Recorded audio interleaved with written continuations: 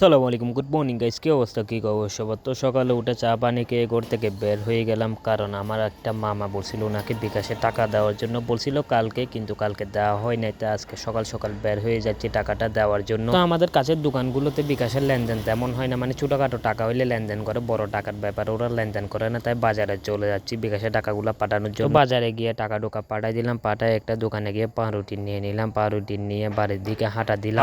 আসি কি করবো বুঝতে পারতেছিলাম না, তাই আমি আর একটু চেঁচাইলাম, ওর একটু কানা রান্না করাইলাম। ও একটু অসুস্থ, তাই আরো বেশি চেঁচে যাচ্ছিল। ওরে কানা রান্না করায় ছাদে চলে আসলাম, আমার ফুলের টব গুলারে নিয়ে ওগুলারে রোদে দিলাম।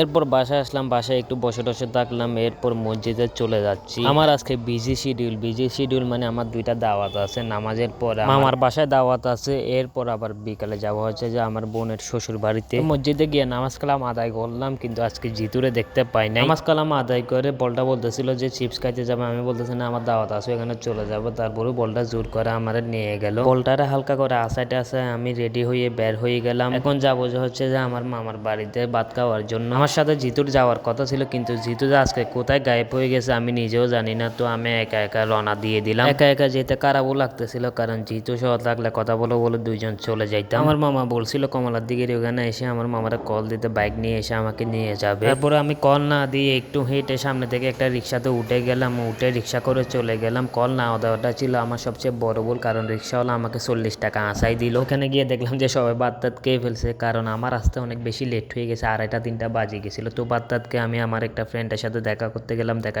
করে পাশের একটা হোটেল থেকে চা খাইলাম। চাটা খেয়ে আমার মামা বাইক করে আমার কমলাডাঙ্গির মোড় পর্যন্ত এনে দিল। তারপর এখান থেকে আমি সিএনজি করে বাড়ির উদ্দেশ্যে রওনা দিয়ে দিলাম। বাড়িতে যাইতে যাইতে প্রায় 4টা বাজে যাচ্ছে, আবার বাড়ির দিকে গিয়ে বের হইতে হবে বোয়ালখালী যাওয়ার জন্য। বাড়িতে আসার সময় জিতু দেখি কল দিল, জিতুর সাথে কথা বললাম, জিতু নাকি অসুস্থ। আমি ভাবছিলাম জিতু হনুমিকে গিয়ে ফাট্টগিরি করতেছে, তাই ওর দেখা সাক্ষাৎ নাই। পরে ওর অসুস্থতার কথা শুনলে ওর বাড়ির দিকে একটু গেলাম, জিতুর সাথে দেখা করে বাড়িতে চলে আসলাম। আসার 10 মিনিট পর আবার বোয়ালখালী যাওয়ার জন্য বের হয়ে গেলাম। তো আমরা এখন যেখানে যাচ্ছি ওখানে হচ্ছে যে আমাদের রাতের দাওয়াত। আমি আমার আম্মুরে বলছিলাম একটু লেট করে যাই, কিন্তু কে শুনে কার কথা, আমার আম্মু বিকালে বের হয়ে গেছে যাওয়ার জন্য। আজকে যাওয়া নিয়ে একটা কাহিনী হয়ে গেছে। আমরা এমনি সচরাচর আমাদের গাড়ি থাকে মানে হচ্ছে যে পার্মানেন্ট পরিচিত তাকে কল দিলে চলে আসে, কিন্তু আজকে ওদের সবারই ভাড়া ছিল, কেউ যাইতে পারবে না। এই সেই সব মিলায় একটা বড় ভেজালে পড়ে গেছিলাম আমরা। পরে আমার মামা কল দিয়ে একটা গাড়ি ঠিক করে দিল। কালুর গাড়ির ওইখানে অনেক বড় জাম একটা খাইলাম, প্রায় অনেকক্ষণ জামের মধ্যে বসেছিলাম। তারপর আস্তে আস্তে দিকে জামটা ছুটলো, এরপর স্বস্তি নিঃশ্বাস ফেললাম। এই কালুরঘাট ব্রিজের সমস্যার কারণে প্রতিদিন যে কত হাজার মানুষের কষ্ট হয় এটা বলার বাইরে। দুনিয়ার রেল লাইন টেল লাইন না বানায় এখানে আগে একটা ব্রিজ করা দরকার। তো যাই হোক,